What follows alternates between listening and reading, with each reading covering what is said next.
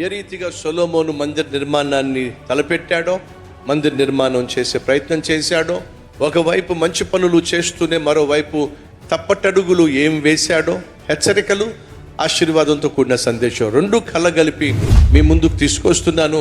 వచ్చే ఆదివారం అస్సలు మిస్ కాకండి. సొలొమోను ఆ తర్వాత ఏ విధంగా మందిర నిర్మాణం కోసం ముందడుగు వేశాడో, మందిర నిర్మాణం కోసం తాను ఎంత ప్రయాసపడ్డాడో, బహు అద్భుతమైన దృశ్యముతో సందేశం వినబోతున్నారు. ఏ ఒక్కరు మిస్ కాకండి. వచ్చే ఆదివారం కుటుంబ ఆరాధన, మీరు కుటుంబంగా రావాలని మనస్ఫూర్తిగా కోరుతున్నా. ప్రభు సెలవిచ్చాడు, నా ఇల్లు నిండునట్లు. ఏంటంట?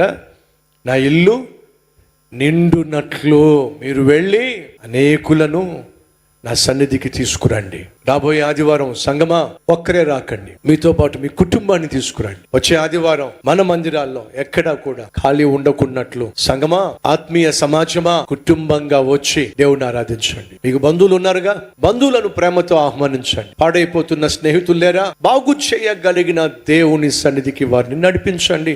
వారు బాగుపడినట్లయితే వారి కుటుంబం సంతోషంగా ఉంటుంది, సమాజం బాగుంటుంది. ప్రతి ఆదివారం ఉదయం 6 గంటలకు, 9 గంటలకు, 12 గంటలకు, అలాగే సాయంత్రం 6 గంటలకు. స్థలం NGO హోమ్, MGB మాల్ ఎదుట, దర్గా మిట్ట, నెల్లూరు.